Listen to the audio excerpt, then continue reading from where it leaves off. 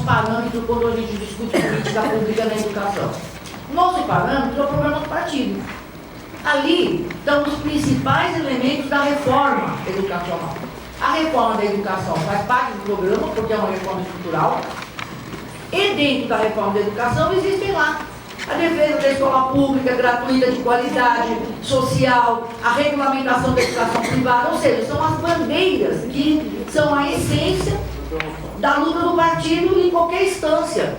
E na hora de elaborar política pública, de lutar no âmbito da política pública, esse é o nosso elemento de reflexão, é o nosso guia, vamos dizer.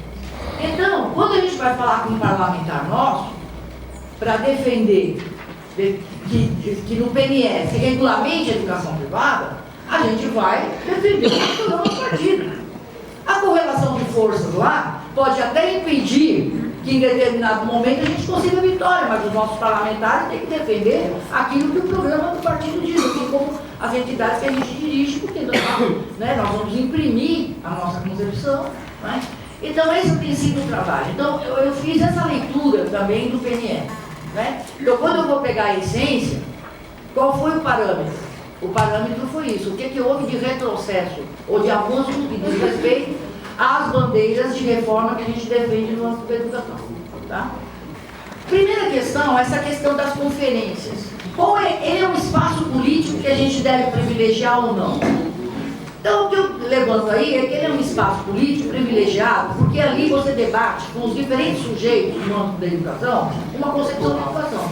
É um espaço de disputa, mas ao mesmo tempo é um espaço de construção política. Ele não está construído politicamente. Tanto não está construído politicamente, que nós fizemos uma grande conferência em 2010 e vamos fazer uma grande conferência em 2014, né, os dados da tarde vocês verão, mas o próprio executivo que participou da conferência não levou em consideração, na hora que apresentou o Plano Nacional de Educação, a proposta, nenhuma das discussões que a conferência fez.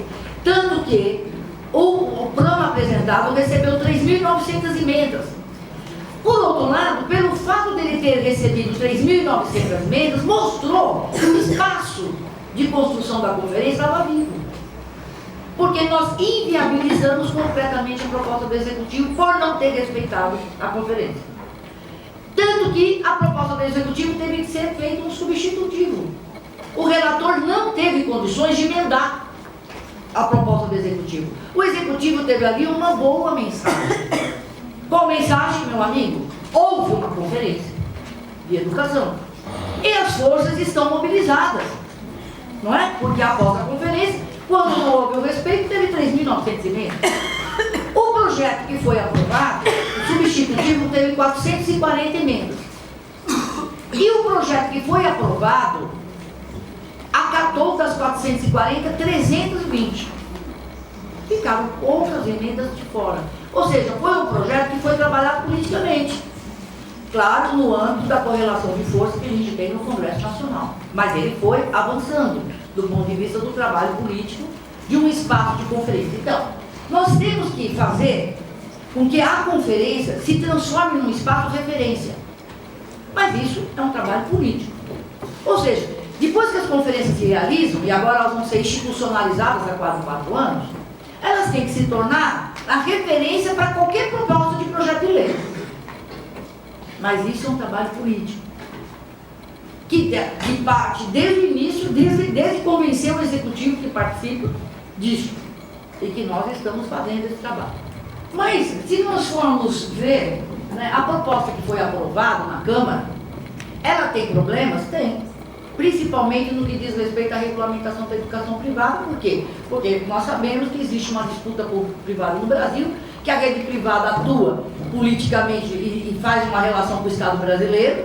Grande parte do governo tem uma ilusão da relação público-privada, passa, né, para o público, né, passa do público para o privado elementos que deveriam ser da sua alçada. Além disso, existe todo um trabalho. Os parlamentares na Comissão de Educação, majoritariamente, são ligados à rede privada, têm interesse, não defendem o ensino público, minoritário defende o ensino público. Então, por essa correlação de força, nós achamos que o que foi aprovado na Câmara foi avançado. Né? Então, nós tivemos lá metas avançadas de EJA, Vocês acreditam que no Brasil o dado que nós temos é que só existe 52 mil jovens fazendo curso profissional?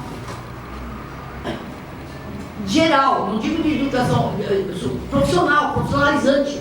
É o número que tem de vagas hoje. 52 mil. Quantos jovens nós temos no Brasil, gente? Em condição de fazer em EJA, né, jovem adulto ou no ensino médio, que precisariam estar fazendo um curso de profissionalizante. Então, o déficit de oferta é enorme. 52 mil é isso só que temos. Mas o que o PNE aprovou? Metas ousadas de avanço no âmbito da formação profissional, né? Em geral também, profissional em geral, com inclusão do setor privado, ensino superior com fortalecimento e crescimento do setor público e presencial, isso no plano formado, metas de formação e pós-graduação para os profissionais de educação, plano de carreira tanto para os profissionais de educação pública como privada, ensino infantil, e aí o trabalho das privadas, mantendo as conveniadas, isso foi aprovado na Câmara, né? Mantendo a conveniada, mas ampliando a meta de vagas públicas, né? E educação inclusiva, e foi feito um grande trabalho pelas forças de entidades filantrópicas que conseguiram enfiar no PNE o dinheiro público para essas entidades, né? Porque a batalha ali era que a educação inclusiva se desse dentro da educação pública, e eles conseguiram manter, né, o dinheiro público para as entidades filantrópicas. Todo mundo lembra que o APAI levou lá um monte de gente na Câmara, na comissão, para conseguir aprovar. Foi aprovado o curso de qualidade inicial, que até hoje o Ministério da Educação não fez o cálculo, não tem interesse de implementar. Então, uma discussão, depois o Leandro vai conversar. Uma discussão séria dentro do Ministério. Essa foi aprovada uma ideia de financiamento diferente, não é mais per cabeça. O aluno, para ter qualidade, ele precisa diminuir o número de alunos por sala em cada nível, precisa aumentar a qualidade docente, isso é custo aluno qualidade. É outra concepção de qualidade. Mas até hoje o Ministério se nega a ajudar a fazer os cálculos, né? Mas isso foi aprovado. Não avançou na questão da gestão democrática, é outro problema de correlação de forças que nós temos. A rede privada não quer a gestão democrática e parte da rede pública também não quer. Existe uma disputa entre nós. Então nós não conseguimos aprovar, tanto que o que foi aprovado na Câmara delega aos municípios e Estado que depois estabeleça uma lei específica para discutir a gestão democrática, né? Inclui o fórum no texto, fórum de educação, controle e acompanhamento do plano nacional, das suas metas, isso é importante porque não existia isso. Não tocou na democratização e consolidação dos conselhos, como a gente queria, mas para 2014 isso está indicado no documento base. Não avançou na regulamentação da educação privada, mas a gente sabe da correlação de força. Incluiu os profissionais de educação em todas as metas de valorização, e aí nós temos uma questão importante que nós debatemos politicamente, ideologicamente, que profissional da educação são todos aqueles que atuam com a educação. Tem os profissionais do magistério e os profissionais de educação, que são todos. Nós temos um problema no nosso meio com relação a isso. Em 2014 nós vamos ter um retrocesso. A CNTE tem outra compreensão. A CNTE diz que profissional da educação é só o professor de ensino básico. Esse é o profissional da educação. É o que está no texto de 2014. Querido, é o que Heleno defende publicamente, é o que está... Bom, eu estou dizendo que... Falei do Heleno porque ele representa a CNTE lá no fórum. E é isso que está no documento, não é? Mas o que saiu do PNE foi outra coisa, foi essa visão mais geral, de que o profissional de educação tem que ser valorizado e todos os profissionais de educação. Retirou o sistema do texto, o que foi aprovado na Câmara não toca no sistema, e colocou 10% do PIB para a educação pública. Isso é o que foi aprovado na Câmara. Bom, o governo aí foi para o Senado. E aí, nós sabemos que houve um trabalho do Executivo no Senado. O Zé Pimentel, muito do que ele está defendendo não é proposta dele, é proposta do Ministério da Educação. Né? A gente teve uma conversa com a Luiz Mercadante e a gente percebeu qual é a concepção. Que em nome de dizer que nós não temos dinheiro para pôr 10% do PIB para a educação pública, ele defende o 10% da educação para a educação. Certo? Então, ele defende que tem que ter verba para o Pronatec, para o ProUni, para os sistemas, né? E para o FIES. E para isso não pode ser 10% da educação pública, porque tem que manter esses programas, né? A visão de que o avanço da educação se terá pela parceria público-privada. Isso é forte no âmbito do Ministério. É assim que vai dar. Então o ProUni não é um programa emergencial. Não é assim que o governo entende. ProUni não é um programa emergencial. Porque é um programa emergencial enquanto você não estende, né, a rede com qualidade, federal, pública. Não, o ProUni é um programa para se manter. Claro que existe a preocupação em ampliar a rede pública, existe. O governo fez várias iniciativas, criou várias universidades federais. No entanto, considera que para alcançar os 30%, não é necessário o ProUni. Então, essa visão do ProUni como sistema emergencial não existe como concepção de programa emergencial, né? E o que saiu na relatoria do Pimentel, que já foi aprovado numa primeira comissão? E aí vem a comparação entre a Câmara e a Câmara, né? O que ele faz? No artigo 1º, em vez de ele colocar lá, isso é por baixo, mas é importante, ele coloca, após a aprovação, temos 10 anos no PNE. Então ele tira a data, que também era ridícula, né? Nós já estamos em 2013, a data lá da lei estava 2001, né? Ele modifica algumas diretrizes do PNE, no artigo 2º, incluindo a inclusão de uma forma mais detalhada, isso é bom, né? Mas coloca para a educação pública a questão da gestão democrática, ele tira a palavra gestão democrática em geral e coloca a palavra pública lá nas metas, né, do artigo 2º, e acrescenta o princípio da aplicação de dinheiro público na educação como proporção do produto interno. E aí ele tira a educação pública, ele tira a palavra pública e coloca da conceito do PIB para a educação no geral, né? E valorização dos profissionais da educação como diretriz do PNE. Ele inclui a questão da valorização nas diretrizes gerais no artigo 2º, que é bom. Artigo 4. Como ele coloca o seguinte, ali no artigo 4 existia qual deveria ser os índices de acompanhamento da cumprimento de metas. E acrescenta a Pesquisa Nacional de Amostra de Domicílios como uma das pesquisas possíveis de acompanhamento da evolução da educação no Brasil. Artigo 5º, inclui uma série de órgãos públicos para monitoramento e avaliação do PNE, isso é importante, ele fortalece a monitoração, ele acrescenta o Ministério da Educação e outros, Comissão de Educação da Câmara, né, Conselho Nacional de Educação como órgãos que devem monitorar. E ele coloca, durante a vigência do PNE, que o investimento público em educação será ampliado progressivamente de forma a atingir, no mínimo, um percentual de 10% do financiamento ainda nesse artigo 5º. Inclui as atribuições do fórum, então isso é importante porque ele não colocou como na Câmara, apenas o fórum. Quais são as atribuições do fórum? Ele inclui na proposta de lei. Ele estabelece as competências dos gestores federais, estaduais e municipais para a adoção de medidas de alcance das metas. Então, ele coloca a responsabilidade dos gestores municipais e estaduais, isso é bom, ele acrescenta no texto. E ele diz que será criada uma instância permanente de negociação e cooperação. Ele tenta começar a regulamentar o regime de colaboração. Ele não avança muito, mas ele toca mais do que foi elaborado na Câmara. Na Câmara, nem tocava na questão do regime de colaboração. O Pimentel, ele começa a introduzir no texto a ideia de um regime de colaboração. Então, no 5º, no 6º, ele coloca isso. Como é que deve ser feito esse regime de colaboração entre os entes federados para acompanhamento, monitoramento e cumprimento das metas do PNE. Inclui novas estratégias que devem ser colocadas, como, por exemplo, os processos de elaboração e adequação dos planos de educação dos estados, do Distrito Federal e dos municípios, e serão realizados com ampla participação da sociedade. Então, ele determina, diferente da Câmara, que os municípios do Estado, depois de um ano de aprovado o PNE, tem que fazer o seu próprio PNL. Ele diz, tem que ser feito, tem que ter o fórum, obrigatoriamente, que entra na lei, e tem que ter participação popular. Porque ele determina na lei qual é a composição política que vai ter os fóruns e que vai acompanhar os planos nacionais, né, dos estados. Estabelece o prazo de 2 anos de aprovação da lei, para os municípios aprovarem suas leis específicas de sistema democrático de gestão democrática. E isso é bom porque lá ele dizia na Câmara, ou delega após a aprovação que os municípios, ele estabelece o prazo de 2 anos. Então é melhor, né?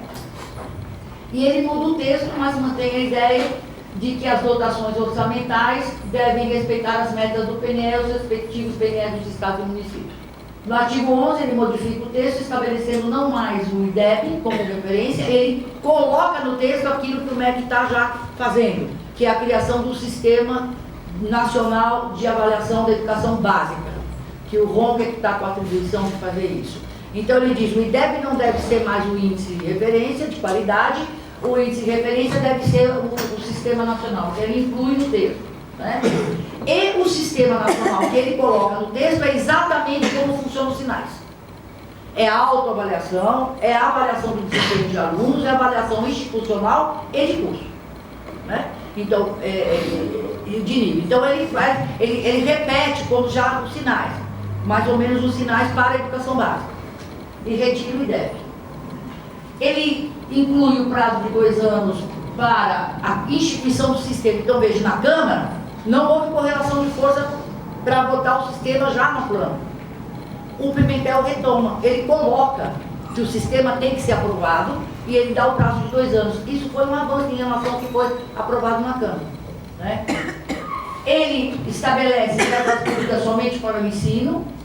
Isso é um problema, ele retira a palavra pesquisa, ele põe só ensino e 50% do fundo, ele acrescenta a questão dos olhos e 50% do fundo.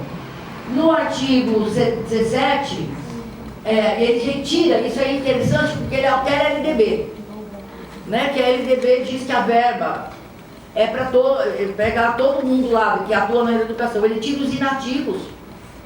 Né? Isso é importante, é uma batalha nossa, longa batalha nossa, ele incluiu isso no Plano Nacional de Educação, como lei. Né?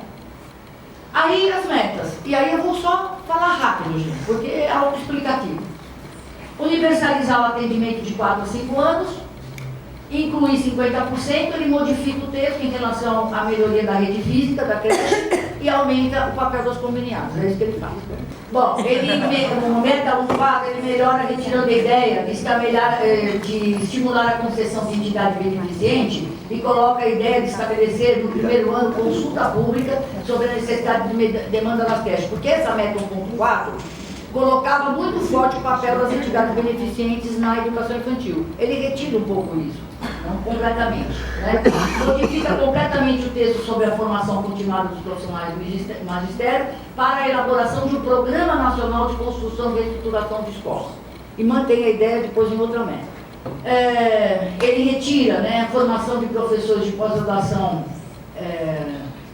e depois acrescenta em outro lugar, né, a questão do pós-graduação, mas ele retira da educação infantil e depois retoma como educação básica no geral. Na meta 2, educação fundamental, ele põe garantir que pelo menos 95% dos alunos concluam essa etapa na idade recomendada até o último ano de vigência desse PNF.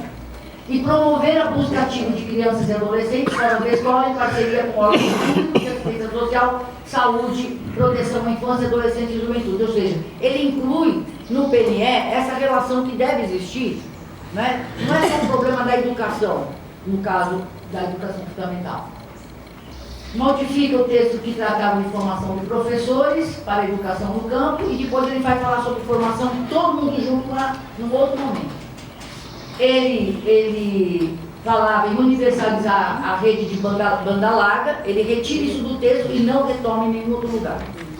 Ele não retoma. Isso era um avanço que nós tínhamos recebido na Câmara, a discussão da banda larga, democratizar o acesso à banda larga de alta qualidade. É claro que essa é bandeira para a luta pela democratização da mídia e dos meios de internet, né?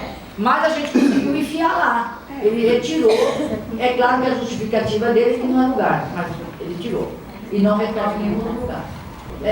Na meta 3, educação média, era assim: utilizar o Exame Nacional do Ensino Médio como critério do acesso. Ele tira o Enem como critério de acesso. Gozado. E o mais interessante, ele retira e não coloca o Enem mais. Entendeu? Então, isso eu não entendi, porque é proposta do Ministério da Educação transformar. Né? Então, ele faz isso. E isso é uma coisa que eu não entendi. Talvez o Leandro depois consiga explicar. Completar a expansão da e aí ele coloca, aí sim, uma concepção privatista dele, né, da questão do público-privado, ele põe das entidades privadas de formação profissional vinculadas ao sistema sindical. Tá certo? Ele acrescenta. Ele estava lá na Câmara. Ele tira ensino médio integrado à educação profissional, tira essa questão das entidades privadas e retoma depois lá na formação. Ele retoma essa ideia de que a formação profissional se dará pela relação com o sistema S, né, que é o que ele chama de sindical. Meta 6. A Câmara oferecer educação em tempo integral em 50% nas escolas públicas de educação. No Senado, oferecer educação em tempo integral no mínimo 50% nas escolas públicas, de forma a atender pelo menos 25% dos alunos de educação básica. Reduz o atendimento para 25%, na verdade, tá certo? Ele reduz a meta. Meta 7. Atingir os seguintes médias nacionais para o IDEB. Ele altera todas as metas do IDEB. Articula o Sistema Nacional de Avaliação da Educação Básica dos sistemas estaduais e municipais. E promover a regulação da oferta da educação básica pela iniciativa privada, de forma a garantir a qualidade e o cumprimento da função social da educação. Esse é um artigo que ele criou, uma meta que ele criou, não existe no PNR. E eu pus ponto de interrogação, por quê? Porque isso já está previsto na Constituição. Tá certo? Então ele foi promover a regulação da oferta. Então o que eu acho que é isso? É abrir condições, tá certo? Para você ter, programas conjunto escola pública e privada, na educação básica, ou a junção profissional e ensino médio, sendo que o profissional privado e ensino médio público, ou até, como já vem acontecendo, a financiarização na educação superior, passar também a ter financiarização na educação básica privada. Altera a meta 18 a 24, já 18 a 29 anos, aumenta só a idade. Expandir a oferta gratuita da educação profissional técnica por parte das entidades privadas de serviço social e de formação profissional vinculadas ao sistema sindical. Então, aquilo que ele tinha tirado lá, ele retoma aqui. Ele altera o texto para fomentar a oferta pública de formação inicial e continuada para trabalhadores articulados à educação de jovens e adultos em regime de colaboração e com apoio das entidades privadas. Meta 11, a educação profissional muda de duplicar para triplicar a oferta da educação técnica profissional do ensino médio, assegurando a qualidade de oferta e pelo menos 50% de gratuidade na expansão de vagas. Então, ele triplica, mas ele coloca só 50% de gratuidade, que não é pública, é de gratuidade, e o resto privado mesmo, estrito senso.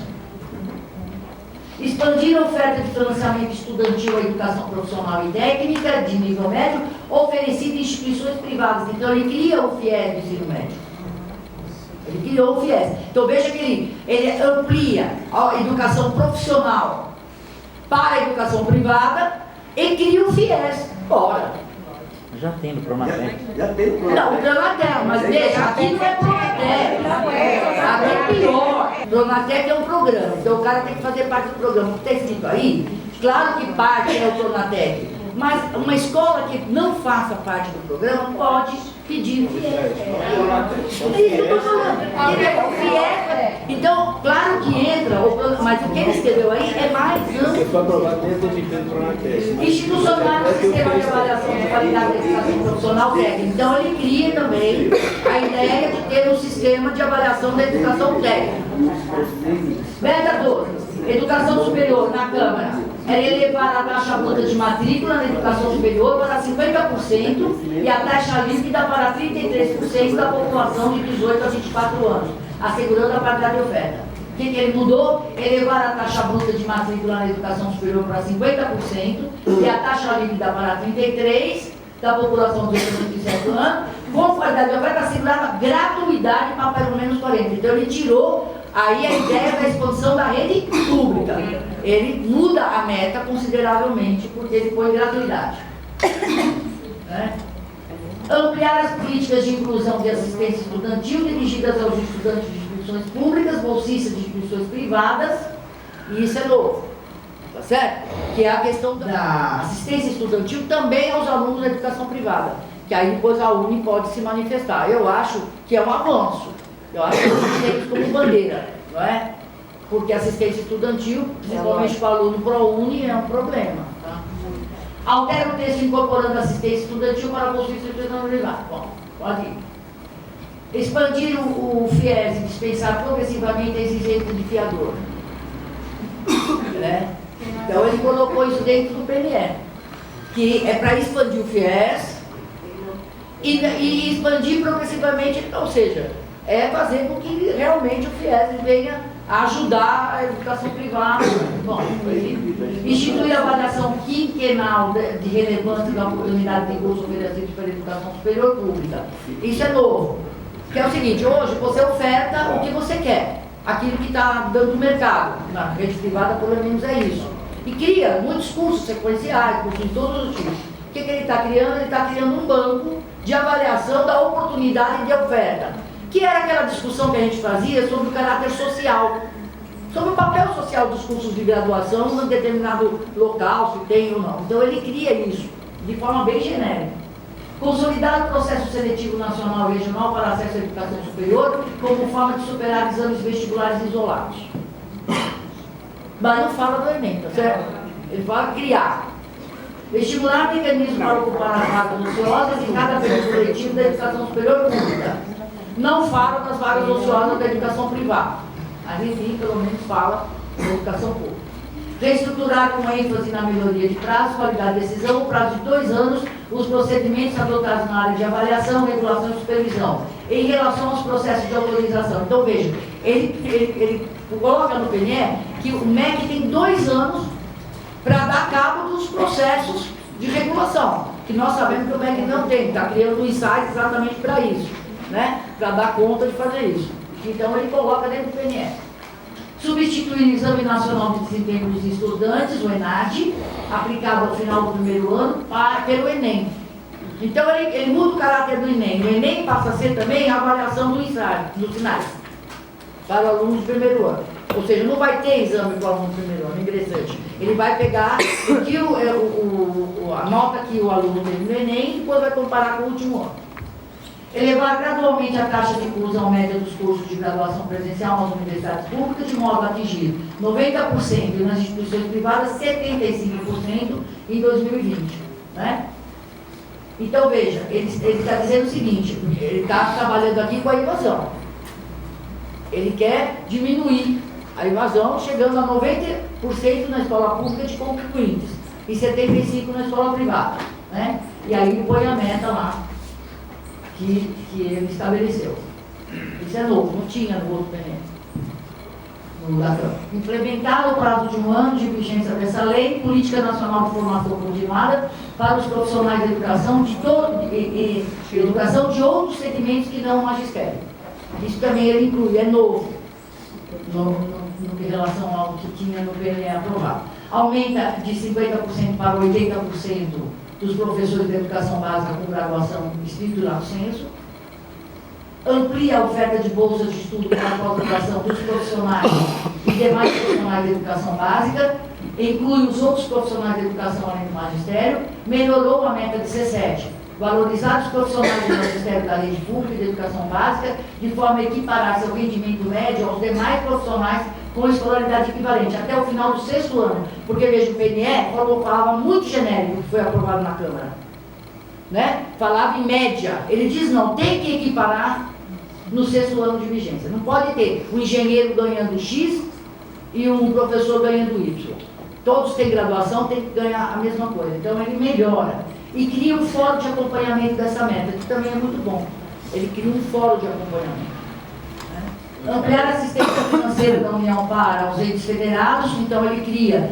Isso aqui também já é uma certa regulamentação do regime de colaboração, que é a forma de assistência financeira para que as metas do PNE sejam feitas e são repassadas então para os entes federados. Assegurar no prazo de 2 anos a existência de planos de carreira para os profissionais do magistério em todos os sistemas de ensino. E aqui ele incluiu a palavra pública. Plano de carreira somente para o magistério público, o que tinha sido aprovado na Câmara em geral. Então aqui foi um melhor. Ele tirou a palavra, tirou no geral e colocou a palavra pública. Prever nos planos de carreira dos profissionais de educação dos estados e federais dos municípios, licença remunerada para a qualificação profissional, inclusive em nível de pós-graduação estrito sensu. Então, ele incluiu as licenças que não existiam no que foi aprovado na Câmara, isso é um avanço, mas só para o da rede pública. Garantir em leis específicas aprovadas no também aos estados e aos municípios a efetivação da gestão democrática na educação básica e superior pública. informadas pela prevalência de decisões colegiadas nos órgãos do sistema de ensino e nas instituições de educação, e forma de acesso à função de direção que conjugue mérito e desempenho à participação das comunidades escolar e acadêmica, observada a autonomia federativa e das universidades. Ele melhorou, porque na Câmara estava muito em geral. Os municípios devem deliberar como deve ser a gestão. Aqui ele já dá alguns princípios. A gestão tem que ter a participação efetiva. Só que veja que ele coloca somente para a educação pública, questão da gestão democrática. Várias medidas de gestão democrática aparecem no texto, que são novas. Formação de grêmios, associação de pais, democratizar os conselhos, torná-los representativos, participação da comunidade na elaboração dos projetos acadêmicos. Isso já é garantido pela LDB, mas ninguém cumpre, né? Favorecer o processo de autonomia pedagógica, administrativa e gestão nos estabelecimentos de ensino e só. Está escrito assim, por isso que eu pus SIC. Como que é? O que é autonomia administrativa pedagógica? Isso é preceito da universidade brasileira e dos centros universitários que o Fernando Henrique colocou lá. Ele colocou nas instituições de ensino. Entendeu?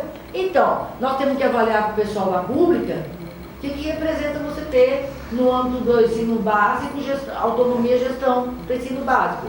Você vai avaliar. Do ponto de vista nosso, da rede privada, isso é esquisito. É esquisito porque dá autonomia para as faculdades isoladas. Entendeu? Então, ele colocou isso ali e eu... Na meta 20 inclui o pré-sal e o ROT, né, e a participação especial. Ele desenvolve, né, o INEP, o estudo e acompanhamento dos investimentos, né, por curso de aluno da educação básica e superior em todas as suas etapas. Então ele coloca o INEP como sendo importante para avaliar isso. O Gil, quando esteve aqui, defendeu muito, tinha que ter algum critério de controle, né? Ele coloca o custo aluno qualidade inicial e ele levanta quais são os parâmetros mínimos estabelecidos na legislação e terá o seu financiamento calculado com base nos insumos indispensáveis ao processo, devendo o valor correspondente ser progressivamente ajustado até a implementação plena do custo aluno qualidade. Então ele melhora a meta de financiamento que estava aprovado na Câmara e obriga logo em seguida que o MEC faça o cálculo que o MEC não quer fazer, certo? Que é o que é mesmo esse custo aluno qualidade. Tá? Então, essas foram as modificações que foram feitas na essência, certo? Foram feitas várias modificações, mas na essência é essa. Isso serve de base depois do nosso debate, para a gente ver como é que nós vamos atacar, porque ainda falta aprovação em mais duas comissões e vai voltar para a Câmara de novo, tá? Então, nós temos ainda uma marcha.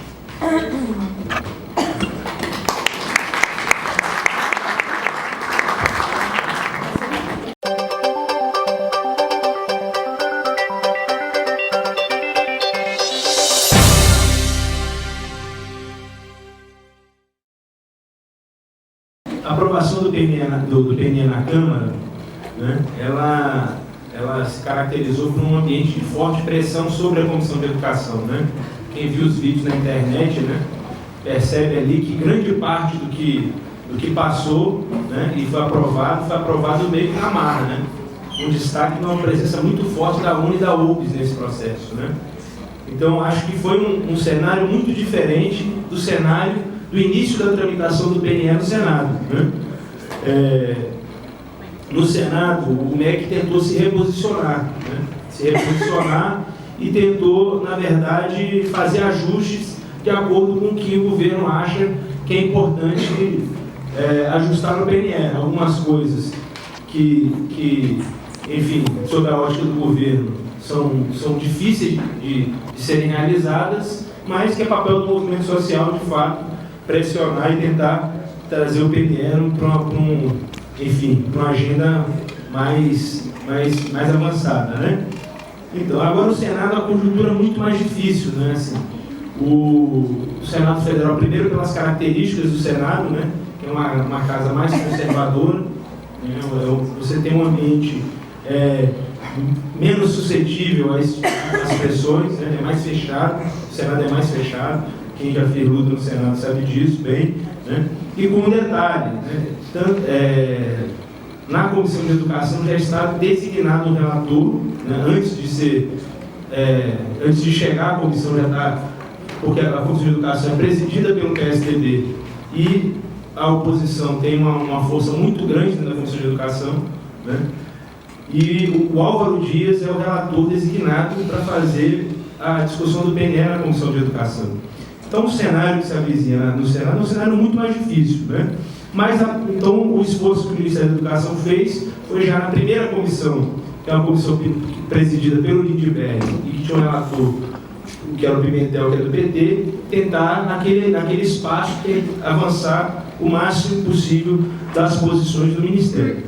Vou entrar agora mais concretamente aqui no PNE em si. Eu não vou passar todas as lâminas, eu preparei uma apresentação mais extensa, mas também eu acho que é importante, camaradas, porque eu estou no governo, então a gente trabalha muito em cima do que, enfim, do que o governo acha que pode fazer, né? Então eu tentei trazer aqui o seguinte: a meta, como está e o que está projetado, né? E o que está projetado.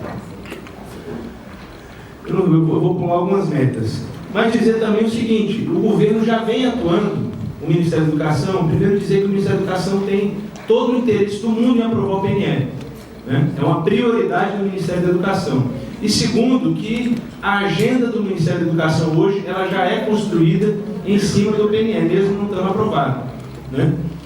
Então, a primeira meta, que é universalizar até 2016 a educação infantil na pré-escola para as crianças com 4 e 5 anos de idade e ampliar a oferta de educação infantil em creche, de forma a atender no mínimo 50% das crianças até 3 anos, até o final de vigência desse PNE.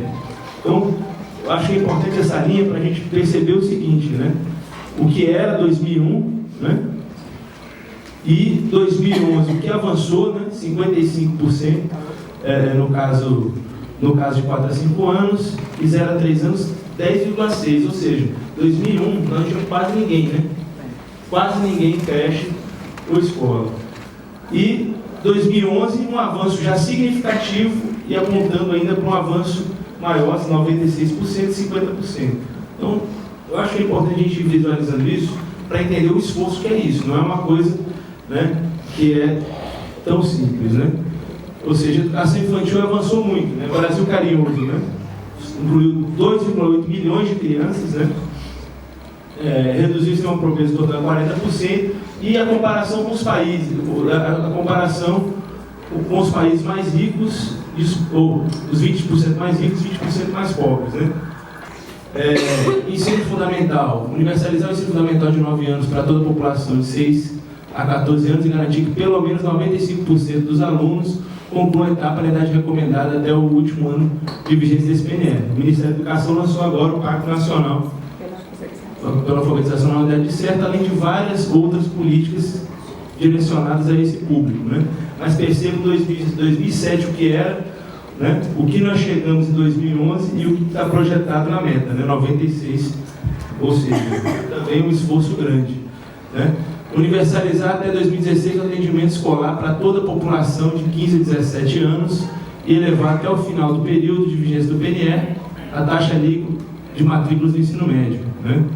E essa aí talvez seja a faixa que nós temos enfrentado mais dificuldade de construir avanços mais concretos, né? O MEC está preparando hoje, né, uma discussão sobre o novo currículo do ensino médio. Existe um debate sendo feito muito intenso em relação a isso, é um debate difícil, né? E o IDEB aponta isso, né, que é a faixa mais frágil hoje da educação no Brasil, né? Tem um outro programa sendo pensado também, semelhante ao Mais Educação, para ampliação da jornada escolar, mas enfim, essa é apesar de ser uma linha mais contínua, também nós temos muita dificuldade em relação a isso. Então, estamos projetando Mais Educação para o ensino médio, né, redesenho do currículo, escola de tempo integral e Pronatec. Educação digital, né, o MEC também lançou, nesse último período agora, a ideia de você melhorar as condições para os professores, né, nas escolas de ensino médio. Então disponibilizou 480 mil kits de informática, com lousa digital, com tablet e tal, para tentar ver se colabora com isso. Mas nada estruturante, né? O que eu acho que é estruturante é o debate sobre o novo currículo e outras questões. Enfim, educação especial. Vocês vejam que nós tínhamos em 2007 56%, né? chega em 81, a meta é chegar a 96. Mas esse aqui que é o que chama mais atenção, né? Você pega, eram 293.403 estudantes, né? Então você vê que a curva das escolas especiais, ela regride, né? E a matrícula em escolas regulares cresce substancialmente. Então, esse esforço que o governo faz de incluir o estudante com deficiência, né, no ambiente escolar regular, né, é um esforço que tem tido forte êxito, mas que tem uma grande resistência desses movimentos que eu falei anteriormente, né. Essa aqui se relaciona à questão da alfabetização na idade certa, né, alfabetizar a criança até 8 anos de idade. Essa meta, só para ressaltar que essa meta também ela foi alterada. E essa meta foi alterada por uma pressão muito forte do PSDB. Né? Inclusive, vários educadores divergem, né, da viabilidade dessa meta, pelo seguinte, né, porque a meta anterior ela falava de alfabetizar todas as crianças, no máximo até 8 anos de idade, durante os primeiros 5 anos de vigência do plano, no máximo até os 7 anos de idade, do 6º ao 9º ano de vigência do plano, e até o final dos 6 anos de idade, a partir do 10º ano. Ou seja, muitos educadores defendem que até os 6 anos de idade, né, não é adequado você forçar a alfabetização e que os 8 anos de idade enfim, o nosso professor Remídio, pedagogo, pode falar mais sobre isso. Mas existe essa polêmica, né? Esse aqui é o cenário do Brasil, né? Vocês imaginem como é difícil alcançar essas metas, porque a realidade é muito complicada, né? Vocês pegam, por exemplo, o Maranhão, né? A taxa de crianças que não se alfabetizam na idade certa, de 34%, Pará, 32%, né? Rio Grande do Norte, 26%, Alagoas, 35%. Ou seja, nós temos um cenário muito adverso ainda para trilhar, para poder cumprir essas metas. Isso aqui já são os detalhamentos do plano, mas isso aí a gente vê depois. Meta 6 do PNE, oferecer educação em tempo integral. Isso aqui eu acho que talvez seja um dos grandes avanços do Ministério da Saúde, ou Ministério da Saúde, o Ministério da Educação tem trazido para as escolas brasileiras, né? Que é o esforço de universalizar a educação integral, né? Que eu acho que é uma meta difícil. Oferecer educação integral no mínimo 50% das escolas públicas, de forma a atender 25% dos alunos de educação básica, né? Ou seja, 2011 nós estamos em 30%, temos que chegar a 50%. Só que isso aqui não é pouca coisa. E a meta para 2014 é atingir 60 mil escolas com educação em tempo integral. Enfim, a meta 11, triplicar as matrículas de educação profissional técnica de nível médio, assegurando a qualidade da oferta e pelo menos 50% de gratuidade na expansão de vagas. Camaradas, a meta que estava estabelecida no relatório da Câmara era uma meta bastante pesada, assim, né? Era 80%, como é que é aqui? Era triplicar as matrículas e 80% de gratuidade, se eu não me engano. Deixa eu conferir aqui rapidinho. Bom, enfim, na questão da gratuidade, vou entrar na polêmica, não estou achando aqui, mas vamos entrar na polêmica. A polêmica aqui é o seguinte, camaradas, o Pronatec, né, e hoje é o seguinte, é natural e é papel do nosso partido, né, brigar sempre pela oferta de vaga pública. Isso é verdade, né? Agora, o fato é o seguinte, que nós estamos falando aqui, se a gente pegar todas as metas que nós apresentamos anteriormente, nós estamos vendo que existe um esforço gigantesco de expansão, né, enfim, das vagas públicas em todos os níveis, né? Então, assim, a gente pensar que nós vamos expandir o ensino técnico no Brasil, que não existia praticamente, que agora nós chegamos a 3 milhões de estudantes de ensino técnico, né, podendo, através do Pronatec, e a gente dizer que essa expansão, que nós vamos triplicar essa expansão, né, e que 50% vai ser de vaga gratuita, e a gente depois, mais à frente, a gente diz que no ensino superior nós vamos fazer a mesma coisa, e que na pós-graduação nós vamos fazer a mesma coisa, e que nós ainda vamos botar o CAC, do ponto de vista do governo, não é plausível a gente acreditar que existe recurso para isso, porque não existe, né? Estou falando qual foi a lógica do governo. Então, de fato, essa lógica da parceria com a iniciativa privada, ela existe, né? Enfim, estou aqui para receber as devidas críticas, mas a parceria com a iniciativa privada é uma política do governo, porque nós temos um déficit educacional muito grande, né? Isso não quer dizer que as vagas públicas, né, não estão sendo expandidas, muito pelo contrário. Se a gente pega, né, meta até 2014, 8 milhões de vagas, Não, mas é o Pronatec como um todo, eu estou sendo dados aqui. Mas o fato é o seguinte, né, nós tivemos um crescimento através dos institutos federais substantivo, né? Ou seja, qualquer um de vocês aqui, né, nos estados em que cada um atua, percebe que existe uma proliferação grande de vagas através dos institutos federais e das universidades federais também. Então, a ideia do Pronatec é exatamente tentar fortalecer a parceria com o Sistema S, e, inclusive exigindo do Sistema S, que isso é uma mudança também importante, que o Sistema S antes não dava contrapartida nenhuma ao governo, hoje o Sistema S, através do Pronatec, ele está obrigado a ceder um percentual grande de vagas gratuitas, então boa parte dessas vagas gratuitas vão pedir o Sistema S. E, bom, então, enfim, então é isso. Em relação aqui ao ensino superior, levar a taxa bruta de matrículas da educação superior para 50% e a taxa líquida para 33% da população de 18 a 24 anos, assegurando a qualidade da oferta. Né? Isso aqui eu acho que existe uma margem para tentar vincular algum percentual de vaga pública, mas a preocupação foi a mesma, né? Tem outras políticas que englobam também essa expansão, né? E a forma como estava o texto anterior, né, vinculava o seguinte, a meta 12, ela vinculava o seguinte, ela dizia o seguinte: elevar a taxa bruta de matrícula da educação superior para 50%, a taxa líquida de 10% da população de 18 a 24 anos, segurando a qualidade. Não, isso aqui é atual. Mas o fato é que ela vinculava 33% de vaga gratuita, vaga pública, né? Então a preocupação foi a mesma. Nós tivemos uma expansão agora no último período de 150% das vagas das universidades federais, né, de 2003 a 2011. 150% de expansão. O Reúne, quem milita aqui nas universidades sabe que, apesar de nós termos tido avanços importantes com a ampliação das vagas e os investimentos, nós sabemos que ainda existem gargalos muito importantes que, inclusive nas greves das federais, né, se refletiu a crítica, né, à expansão nesse sentido. Ou seja, existe uma preocupação e hoje a prioridade do Ministério é consolidar o que foi expandido e iniciar uma nova expansão. Mas eu acho importante que seja feita essa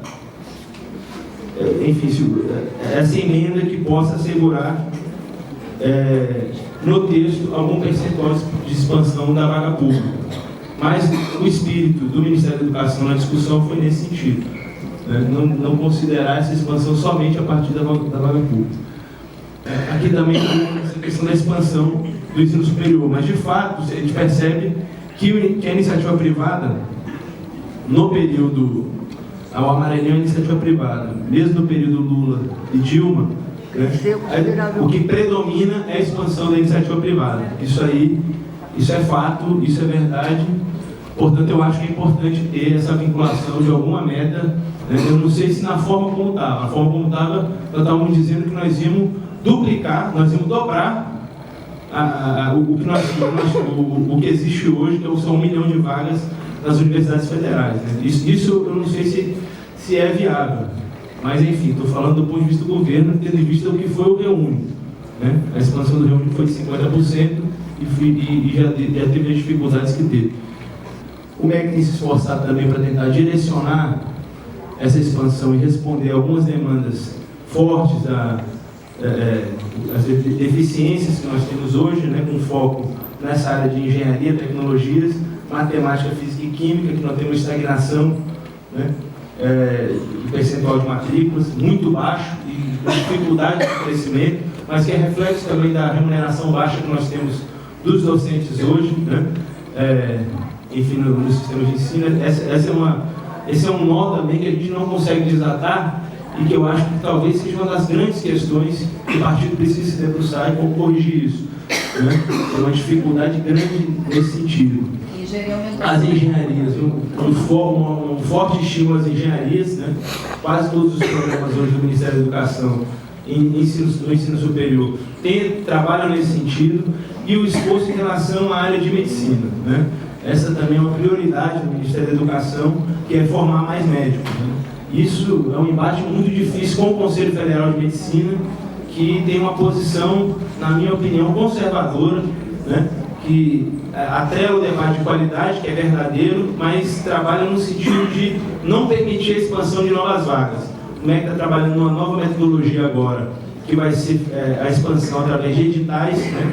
Ou seja, nós vamos acabar com a lógica de balcão da instituição, pedir o credenciamento do curso e, enfim, como funciona hoje, principalmente em relação ao ensino privado. Então, a expansão através do ensino privado nos cursos de medicina vai se dar somente através de editais baseados na capacidade, na relação dessas vagas com o Sistema Único de Saúde, ou seja, leito SUS, capacidade de atendimento, residência médica, tudo isso, todos os critérios que o Ministério da Saúde hoje elabora para a sua política de consolidação do SUS vão estar relacionados à expansão dessas vagas e as novas vagas vão ter que se relacionar com isso, né? Então, esse o esforço nas federais, nós já estamos com uma política agressiva nesse sentido, né? Ali são só a questão dos médicos a cada 1.000 habitantes. Você vê que o Brasil está numa situação difícil, né?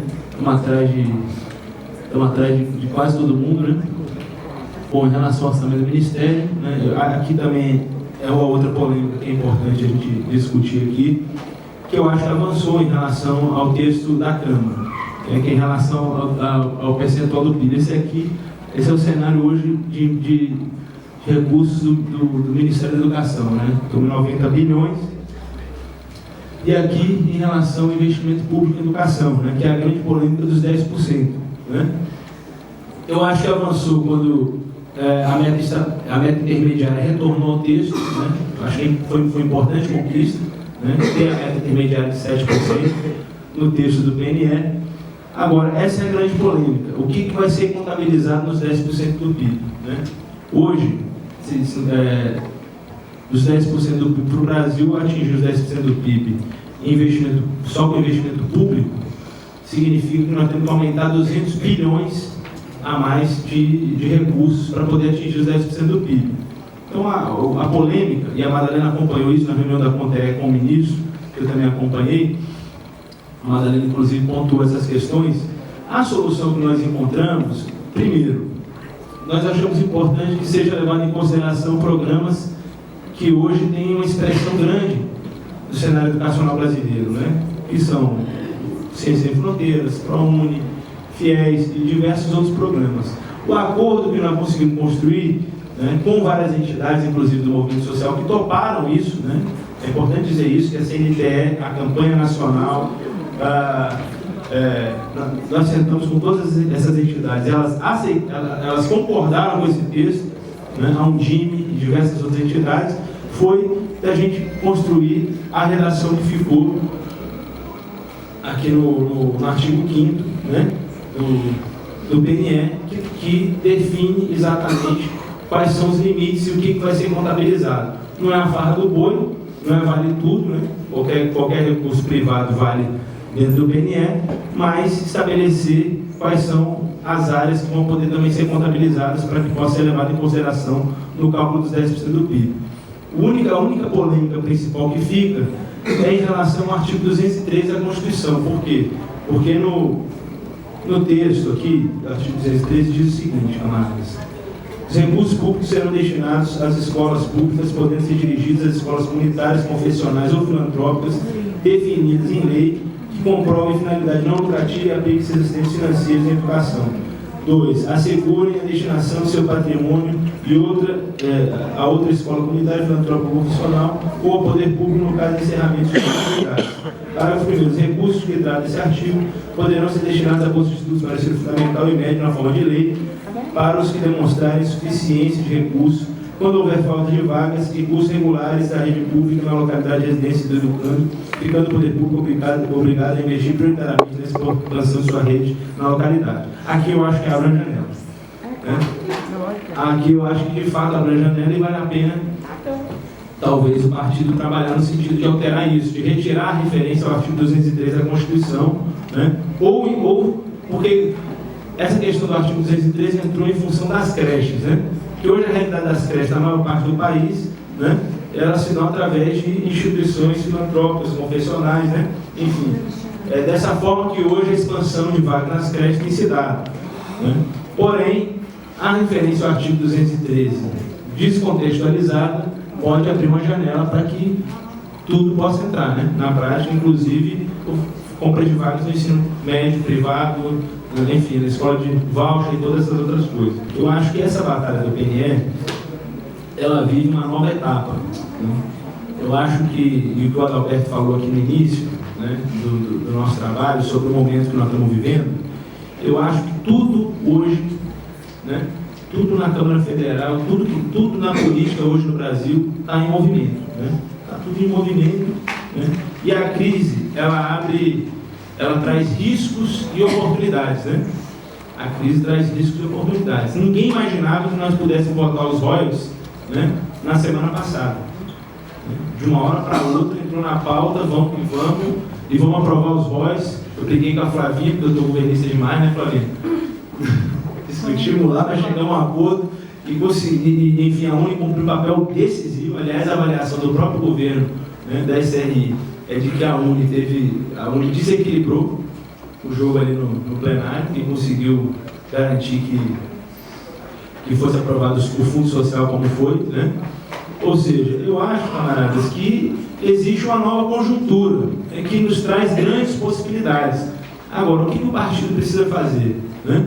O partido precisa, na minha visão, primeiro, entender que a disputa do PNE... primeiro, nós precisamos garantir a urgência do PNE no plenário. Existe uma grande disputa porque o senador Vital do Rego, que é o relator na CCJ, não quer abrir mão de relatar o PNE na CCJ. O problema é que isso é um risco, porque se nós pegarmos as manifestações dessa semana agora, nós vamos perceber já uma certa diminuição, né?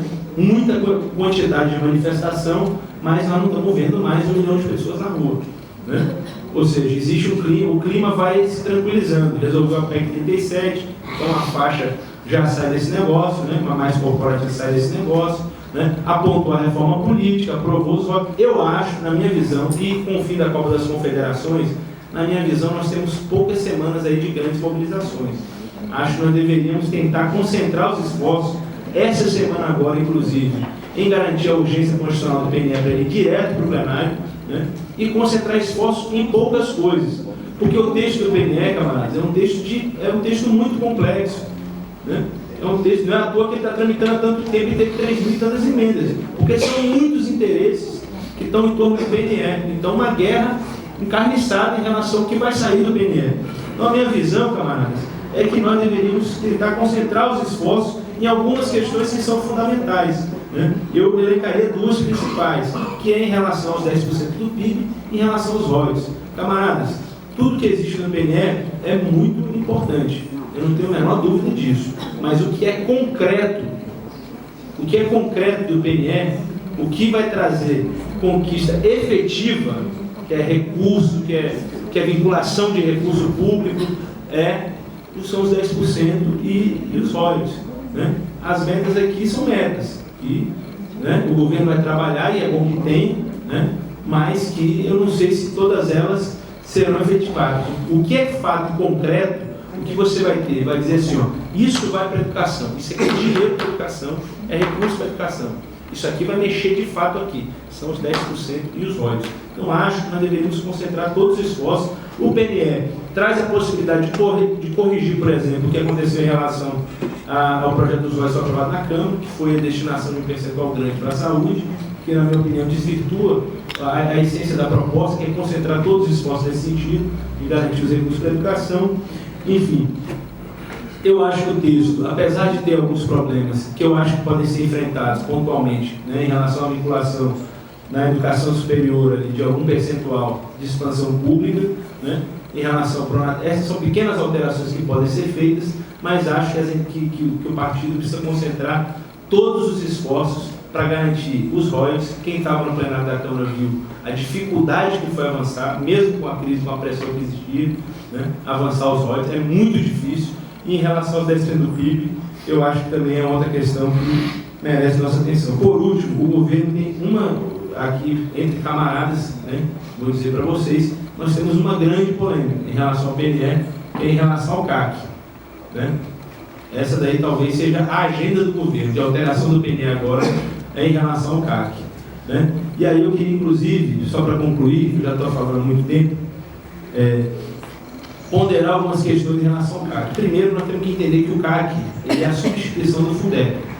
Isso precisa ficar claro para todo mundo. A gente discute o CAC, custo aluno qualidade, descolado do Fundeb. Nós estamos falando de um novo modelo de financiamento para a educação, né, que é o CAC. Eu tenho minhas dúvidas se o CAC é o melhor modelo. Vou dizer por quê. Primeiro que o Brasil é um país diverso, né? O CAC ele estabelece insumos, né, que vão ser levados em consideração para definir o valor, o custo aluno qualidade. São um conjunto de insumos, né? No caso, aqui, né, trata em relação à infraestrutura, sala de aula, quantidade de alunos por sala, só que o Brasil é muito diverso. E nós estamos pegando e dizendo o seguinte: agora o Brasil vai ter um padrão para todas as escolas. As escolas da região norte do Pará, as escolas do Pará, do Maranhão, né, elas têm necessidades específicas, elas têm realidades específicas, possibilidades específicas, né? Na minha visão, eu acho artificial você dizer o seguinte, que tudo vai ser igual e que quem não está cumprindo isso, a União vai suplementar. Sabe por quê? Porque na prática nós estamos dizendo primeiro, nós estamos dizendo para o gestor que ele pode ficar tranquilo, né? Porque o Fundeb hoje ele diz o seguinte: nós vamos dar os estímulos e a escola vai trabalhar para melhorar a gestão, o Estado, o município. Agora nós vamos dizer, não, quem está fora do padrão, nós vamos resolver o problema e dar o recurso. Esse é o primeiro problema, né, que eu acho que, do ponto de vista da gestão, atrapalha. Acho que atrapalha, né? E a segunda questão é que é exatamente isso, né? Nós não, o Fundeb ele permite que a gestão estadual e municipal possa trabalhar de acordo com as especificidades. Tem lugar que você precisa de construção nova, tem lugar que você não precisa. Os custos, né? Ou seja, são vários aspectos do CAC que nós achamos que artificializa. Para vocês terem uma ideia, se nós formos seguir a lógica do CAC, nós fizemos um estudo no MEC, se a gente fosse implementar o CAC agora no que vem, nós teríamos que investir 10,7% do PIB. Só para cumprir o CAC. Não é possível, não é viável, camaradas. É uma boa, é uma coisa interessante que a gente aponta, né, mas eu acho que nós precisaríamos nos debruçar mais sobre isso, analisar com cuidado, para que a gente não faça uma coisa aqui que vai ser vetada, não tem jeito. Isso aqui eu tenho absoluta certeza que vai ser vetado, o CAC, vai ser vetado, né? Enfim, e é isso. E sem falar o seguinte, que o CAC trabalha no caminho da federalização da educação. Aponta nesse caminho, porque ele vincula, né, faz a indexação dos valores ao PIB per capita, né, e não se relaciona com a realidade orçamentária local. Portanto, quem vai pagar a conta todinha do CAC é a União. Essa é a verdade, é assim que vai funcionar. Então, estou dizendo o seguinte: acho que nosso partido precisa debater isso com mais calma. Já fiz uma proposta, inclusive, né, para que, enfim, nós podemos reunir aqui as entidades que o partido está à frente, para conversar com a nossa área técnica lá e a gente poder aprofundar isso aí, né? Já coloquei à disposição lá o BIM para fazer essa discussão. Mas acho o seguinte: isso aqui é o que o MEC vai matando. Isso aqui é o que nós não queremos, o que o MEC não quer que avance de forma alguma, e acho que tenho convicção de que, se passar, a presidenta vai vetar. É isso.